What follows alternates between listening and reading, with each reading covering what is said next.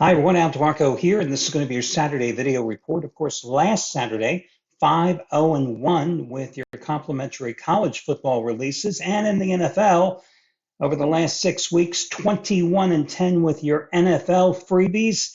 Today, I have 8 complimentary plays for you, and just like last Saturday, I'm going to run down the board with 8 additional games which I think will be the most likely games that you would be asking me about in the comments section, which is once again open because being a gambling community, I think it's pretty cool if you post your plays and make them available for everybody else and share them with other viewers, because after all, you've got an opinion too. So those 8 plays or 8 games, I will also be running down here in the video report, just like I did last week. So it's going to be an action-packed report, and we will get to it. As for me, with my best bets, this week I'm already 2-0 in college football. My second highest rated plays, both cashing with Toledo. Yes, I had a Mid-American Conference play, the conference I loathe, cashing in with Toledo on Wednesday, and then last night an easy winner with UNLV, a game which, I got to be honest with you, I don't understand what was going on with the betting public that one.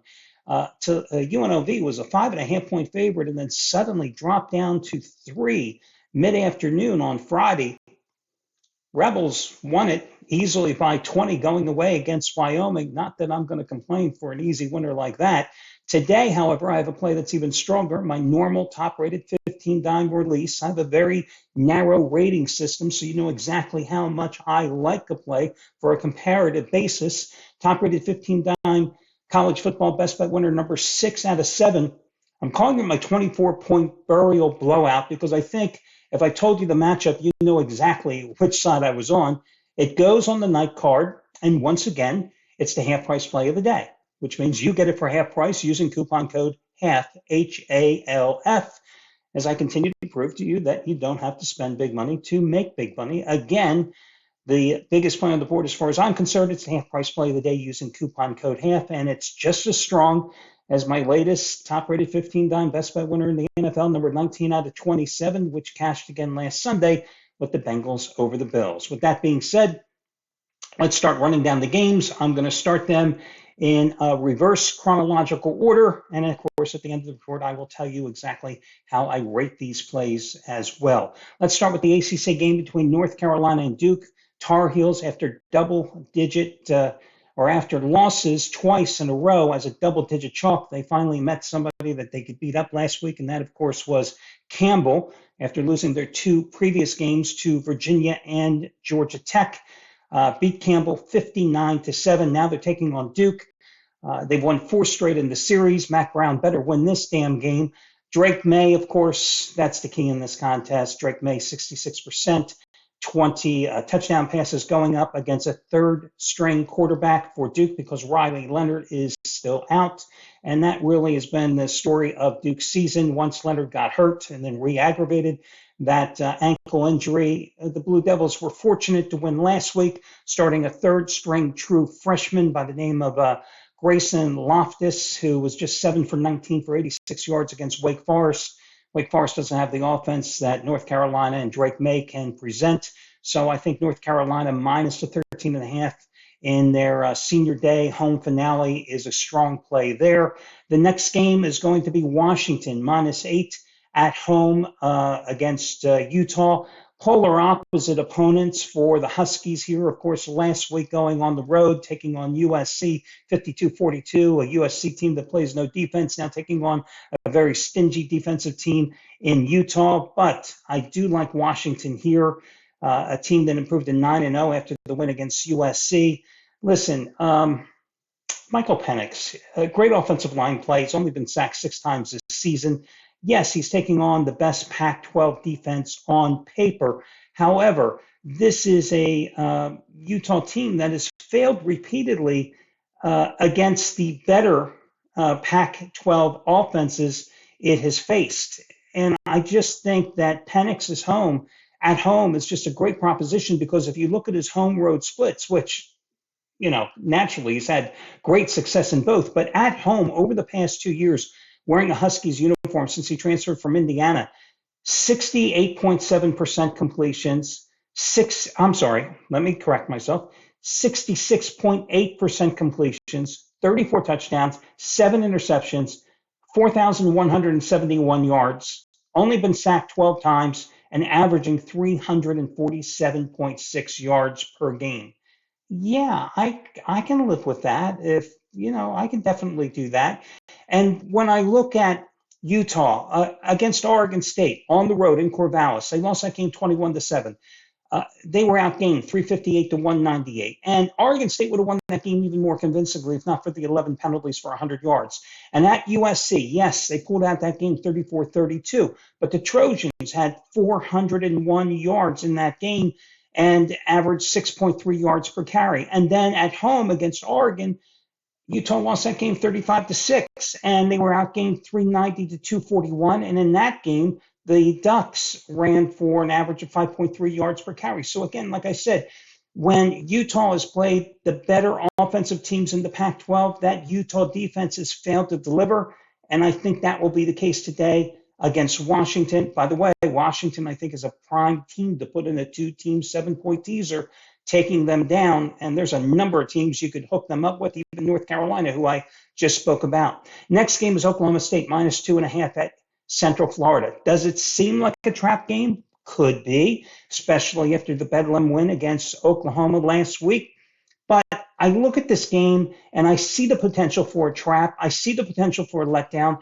But I also see that there is Mike Gundy's team, after a rough start now with 5 straight wins and covers, sitting there in the catbird seat in the Big 12. If they simply win out, they are going to the Big 12 title game, and no one would have foreseen that at the beginning of the year. A lot of people say that, Central Florida, #1 pass defense in the Big 12. It's such a moronic thing to say because no one throws the ball against Central Florida because they have the worst run defense in the Big 12. Why would you throw the ball against the Knights when they can't stop the run? And that ultimately is going to be the key here because Ollie Gordon II, 137 yards on 33 carries against the Sooners. Look at the season this guy has had. Over 1,200 yards, 7 yards per carry. I mean, this Central Florida defense can't stop anybody on the ground. They're giving up almost 260 yards per game, nearly 6 yards per carry. I say at this cheap price, you take advantage of everybody fearing it being a trap game and lay 2.5 points with Oklahoma State. And my God, if it goes up a little bit, you buy down the half point with the Cowboys and you never look back because UCF is coming off that narrow win at Cincinnati. But before that, they had lost 5 straight games and given up almost 41 points a game in that stretch. Florida State is a 14-point favorite at home against Miami of Florida. Has Miami of Florida impressed you this season? Not to me. As I said last week, somebody asked me about Florida State and Pittsburgh. You always have to be careful with Florida State because they play up or down to the level of their competition. I think the Hurricanes coming into Tallahassee, I think Florida State, that's going to get their attention here. One of 7 undefeated teams left in FBS. Home finale. I don't think that Miami has a chance here. Tyler Van Dyke coming off a 3-interception game last week and a 20-6 loss to NC State. Now he's taking on a top-notch Florida State pass defense. I'll lay the 14 with Florida State. There's another team I think you can consider, although I don't like them as much, in a 2-team teaser. Here's a strange, interesting little game you probably never considered. How about Liberty, -13.5 at home against Old Dominion in the Battle of Virginia teams? Liberty 9-0 after a 56-30 home rout of Louisiana Tech. They're definitely heading to the Conference USA title game. This is a game I realize that a lot of folks will say Old Dominion, their last 8 games have been decided by 7 points or less, but Old Dominion is not in Liberty's ballpark, and I think that Liberty, with Caden Salter at quarterback, a guy who has 23 touchdowns passing, 664 yards rushing, averaging 6.3 yards a carry. Liberty, a team that can run the ball as well as anybody in the country. I believe that they can roll here, and I like Liberty by 3 touchdowns. Kansas, 3.5-point favorite at home against Texas Tech. Did Kansas get lost in a trap game last week after coming off the home upset of Oklahoma? No, they did not. Hard-fought 28-21 win at Iowa State as a 2.5-point road dog. Now they come back home 5-0 straight up and against the spread in Lawrence. Sure, Texas Tech is 22-2 in the series. They've won 15 of the last 16 meetings. But again, Joey McGuire with the Red Raiders, 2-7 straight up and against the spread on the road. And Kansas is on a 9-1 ATS roll playing at home. I'm going to go with Kansas here, minus the 3.5, and I'm going to buy the half-point down on the Jayhawks. Michigan would have been my best bet today against Penn State because the last time James Franklin has won a big game against anybody, you tell me. As a matter of fact, I know the Lions, dating back to last year's loss to Michigan, have been a great play against the spread, going on a 14-2 ATS run. But again, when's the last time Penn State has won a big game? But of course, yesterday's news with Harbaugh being suspended, yes, he can travel with the team, he can coach the team, but he just can't coach the team on game day. But I think that Michigan is going to adopt that us against the world philosophy. You saw it yesterday in their social media posts. And I think that's going to carry them here. What does worry me a little bit, this is only the third time this season the Wolverines, have actually left the state of Michigan. And this is by far the toughest team they faced all year. I still don't think Penn State wins the game. I'm going to buy down the half point on Michigan. It'll be interesting to see as we approach this noon Eastern kickoff if the public gives Penn State a little love and brings that line down. So if you're going to bet Michigan, although I say 99% of the time you bet the favorites early and the underdogs late, I would actually wait in this case and see again if the public gives a little love to Penn State before betting Michigan in this one. And finally, I'm going to go with South Carolina minus the 13.5 at home against Vanderbilt, a series that's been one-sided. The Gamecocks 28-4 lifetime. They've won 14 in a row against the Commodores, 7 straight at home. They're on a 7-1-1 ATS roll overall in the series. You know, they snapped a 4-game losing streak with a 38-28 win at home against Jacksonville State. And on the surface, that doesn't seem impressive, especially with the game being tied with just 6 minutes to play. But again, you have to realize that during that 4-game losing streak, 3 of those games were on the road against Texas A&M, Missouri, and Tennessee. It wasn't exactly like they were playing the Little Sisters of Four. And you look at Vandy coming off a 31-15 home loss to Auburn on the SEC road. Vandy has lost 33-7 at Ole Miss, 38-14 at Florida. They're 0-4 on the road overall, also losing at UNLV and Wake Forest. They've lost 8 straight games overall, 1-9 ATS on the season. The defense has allowed 31 points or more in every single one of the games. 37.3 points on average the Commodores defense has allowed during the 8-game losing streak. So, not good. You know what I mean? Okay, so if I had to rank the complementary plays, right, the ones we just talked before getting to the other games, in tier number 1, Michigan, Florida State, Oklahoma State, and North Carolina. And if I had to break that tier into a sub-level, I would say the top 3 of those 4 would be, in order, Oklahoma State, Florida State, North Carolina, right there at the top 3, Michigan sliding into that 4th spot. Now that's tier number 1. Tier number 2, Washington, then Kansas. Tier number 3, South Carolina and Liberty. So again, tier number 1, Oklahoma State, North Carolina, Florida State, and Michigan. Tier number 2, Washington and Kansas, in that order.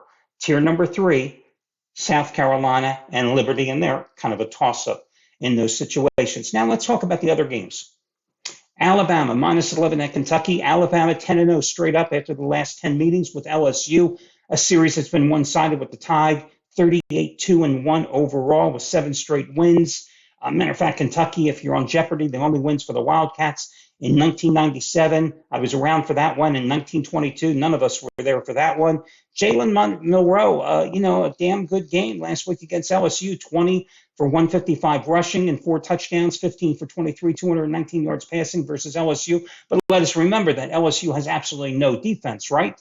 And the Tide offense was really moving, 11 for 14 on 3rd down in that one.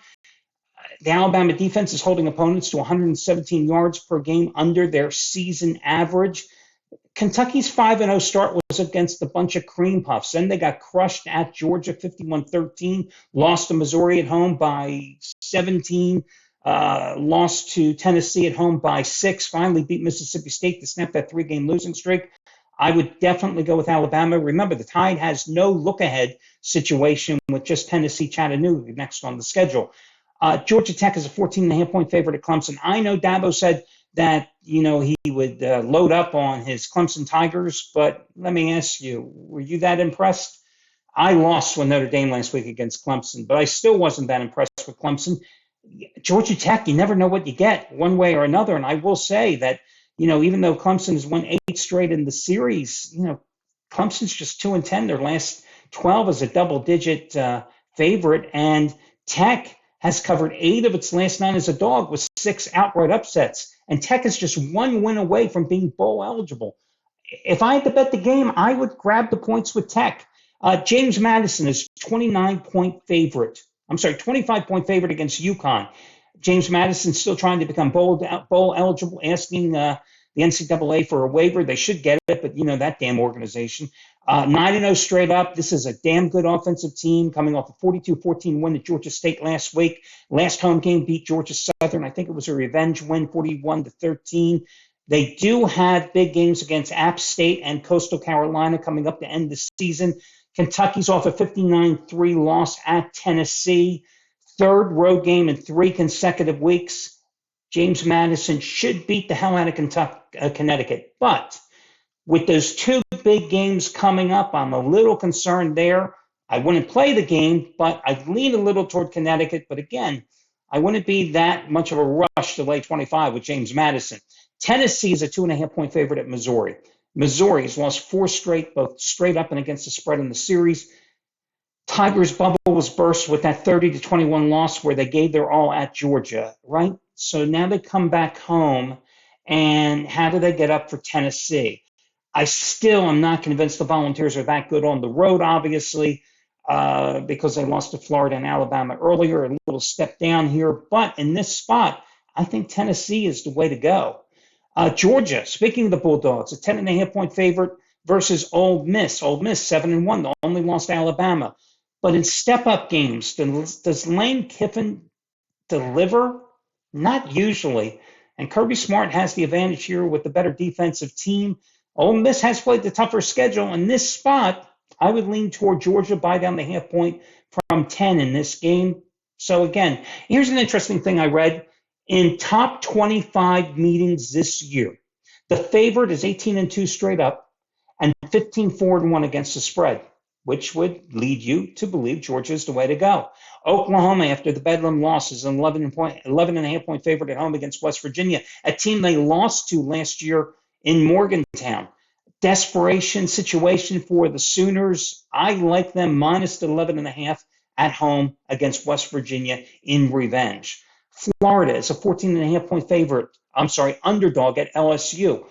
One-sided series, LSU 6-1 and their last 5-1 of their last 6 at home in the series. Of course, you know what happens to dreams. They die on Saturdays in Baton Rouge and Death Valley on Saturday night games. LSU's won and covered 4 straight in the series. Brian Kelly, 9-2 against the spread in Death Valley. Little concerned here. Jaden Daniels, will he have any after effects from that concussion suffered last week? Tough game to call. I lean a little toward Florida plus the 14.5 points, but again, not a game I'm particularly enthused about. And the final one, Texas minus 12.5 at TCU.